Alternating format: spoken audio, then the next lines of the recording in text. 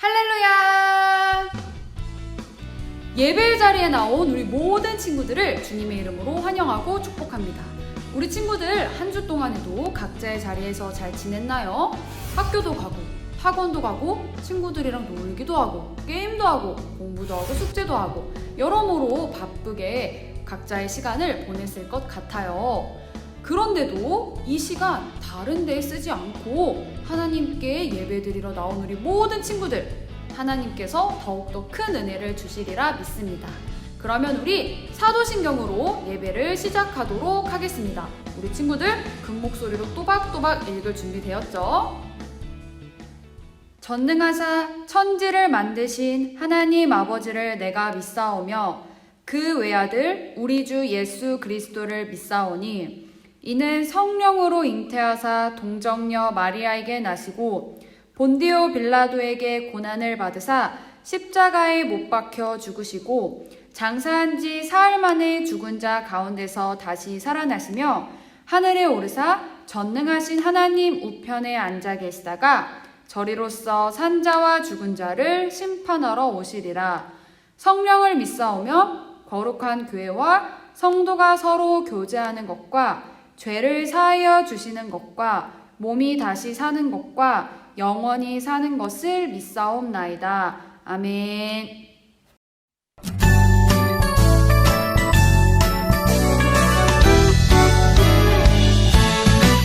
축복해요, 축복해요. 당신을 축복합니다. 축복해요, 축복해요. 당신을 축복합니다. 하나님 닮은 당신의 모습 그 누구보다 더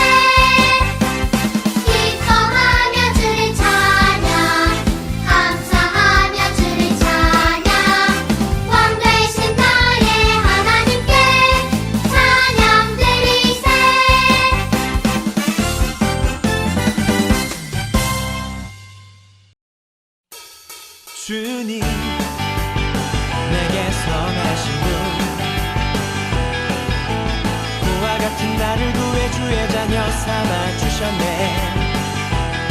주님 내게 선하신 분, 내가 거를 던지시고 내자 세지 않으시네. 나 춤을 추네, 나 주께 외쳐, 나 주께 뛰네, 뛰어돌며 할렐루야. 선하신 분, 선하신 분,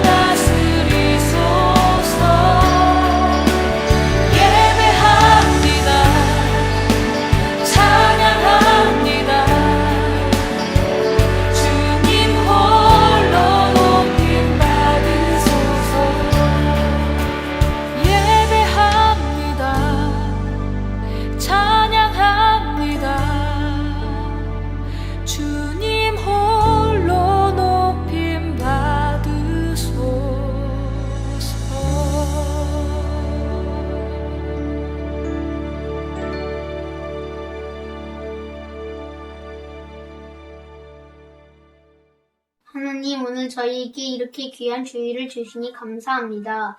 오늘도 저희가 하나님 안에서 예배를 잘 드릴 수 있게 해주세요. 하나님, 이제는 위드 코로나라고 합니다. 저희가 예배를 사모하는 마음과 대면 예배에 집중하여 주님 앞에 더 가까이 나아갈 수 있게 해주세요.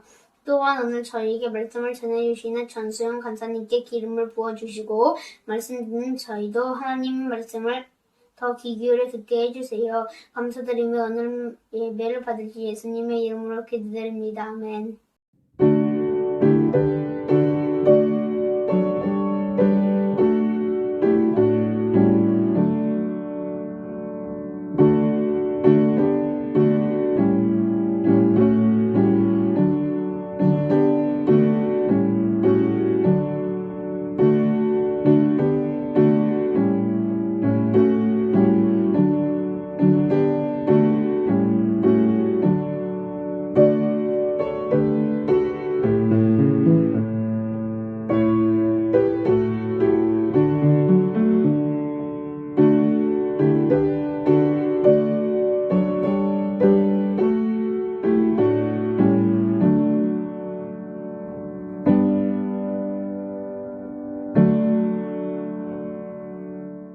오늘 하나님께서 우리에게 주신 말씀은요, 구약성경 사무엘상 3장 10절의 말씀입니다.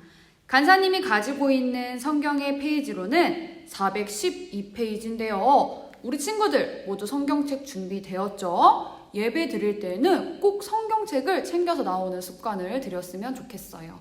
사무엘상 3장 10절의 말씀입니다. 우리 친구들 모두 말씀을 찾아주세요.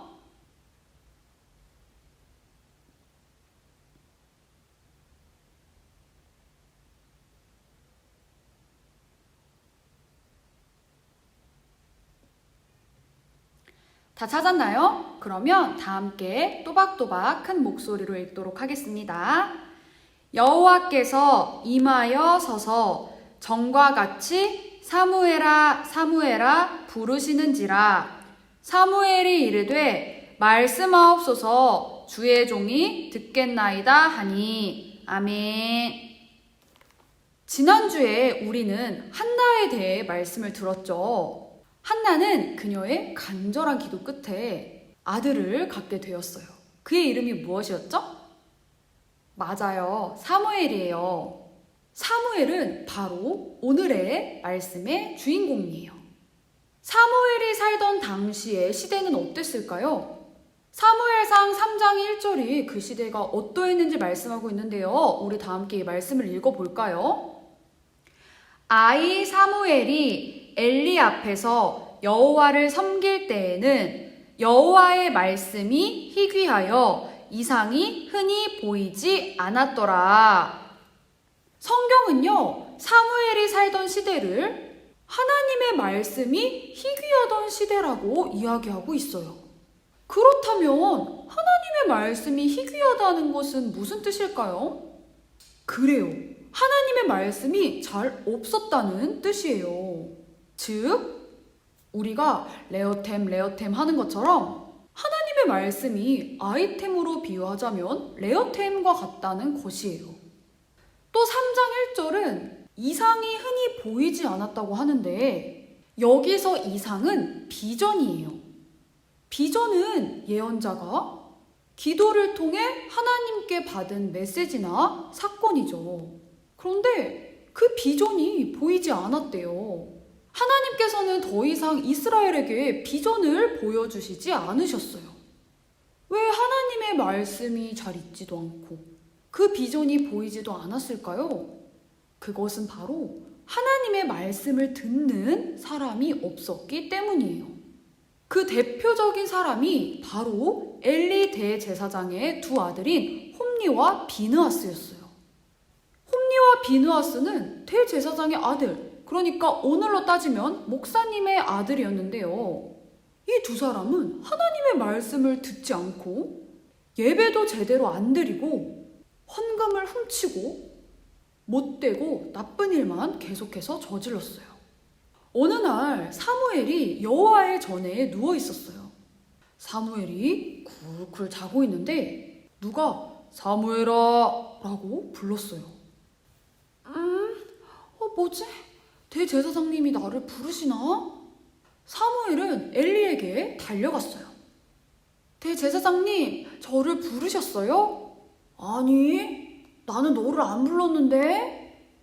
사무엘은 엘리의 말을 듣고 내가 잘못 들었나? 하며 다시 돌아가 자리에 누웠어요. 그런데 사무엘아, 또 음성이 들리는 거예요. 사무엘은 다시 엘리에게 가서 대제사장님, 저를 부르셨어요? 그러니까 엘리가 뭐라고 했어요? 글쎄, 나는 너를 부른 적이 없다니까. 이상하다. 정말 분명히 누군가 나를 불렀는데. 사무엘아, 하나님께서 세 번째 사무엘을 부르셨어요. 엘리 대제사장은 그제서야 하나님께서 사무엘을 부르신 것을 깨달았어요. 사무엘아, 하나님께서 너를 부르시는구나. 하나님께서 다시 너의 이름을 부르시거든 이렇게 대답하거라. 하나님, 말씀하세요. 주의 종이 듣겠나이다. 사무엘아. 다시 자신을 부르는 소리가 들리자 사무엘이 대답했어요. 하나님, 말씀하세요. 제가 듣겠습니다. 저는 하나님의 종입니다. 제가 하나님의 말씀을 듣고 그 말씀대로 따르겠습니다. 사무엘이 이렇게 고백했을 때, 그리고 하나님의 말씀을 듣기 위해 자세를 취했을 때 하나님께서 사무엘에게 말씀하시기 시작했어요. 그런데 이게 웬걸? 뜻밖의 말씀이었어요. 하나님께서는요, 사무엘에게 엘리의 집안을 심판하실 것을 말씀하셨어요. 영원히 그의 집을 심판하실 것이며 어떠한 방법을 취해도 그들은 죄를 용서받지 못할 것이라고 이야기하셨어요. 이 얼마나 무시무시한 말씀인지 그 말씀을 들은 사무엘은 너무 충격을 받았고 두려웠어요. 다음날 엘리가 사무엘을 찾아와 하나님께서 무슨 말씀을 하셨는지 물었어요. 그게요, 하나님께서... 사무엘은 대답하기가 쉽지 않잖아요. 그래서 머뭇머뭇 거렸어요. 그러자 엘리는 사무엘에게 내가 들은 그대로를 말하라고 했고, 사무엘은 결국 숨기지 않고 모든 것을 자세하게 털어 놓았어요. 그 말을 들은 엘리는요, 내게 말씀하신 분은 여호와다. 여호와 하나님께서는 그의 옳은 대로, 선한 대로 행하실 것이다. 라고 이야기하면서 하나님의 심판의 정당성을 인정했어요. 이제 엘리의 시대는 끝이 나고 새로운 시대가 열렸어요. 사무엘이 등장하기 전까지 하나님께서는 침묵하셨어요. 하나님의 말씀이 드물었던, 하나님의 비전이 흐릿했던 사무엘상 3장 1절의 시대는 끝이 나고 사무엘을 통해 하나님께서 말씀하시기 시작했어요. 사랑하는 친구들, 오늘날 우리는 말씀이 희귀한 시대를 살아가고 있어요. 말씀이 희귀하다는 것이 무엇이냐? 성경책이 없어서 희귀한 것일까요? 아니면 말씀을 전하는 사람이 없어서, 교회가 없어서 희귀한 것일까요? 아니요, 그렇지 않아요. 그렇다면 뭐가 없어서 말씀이 드물다는 것일까요?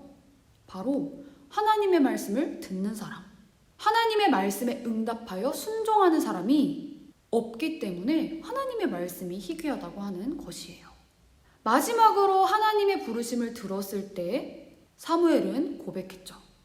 하나님, 말씀하세요. 제가 그 말씀에 순종하겠습니다. 우리의 모습도 그와 같아야 하지 않을까요?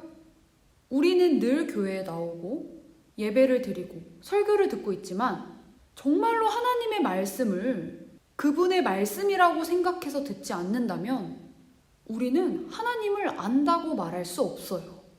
우리가 정말로 성경을 하나님의 말씀이라고 생각한다면 어떻게 그 말씀대로 살지 않을 수 있을까요?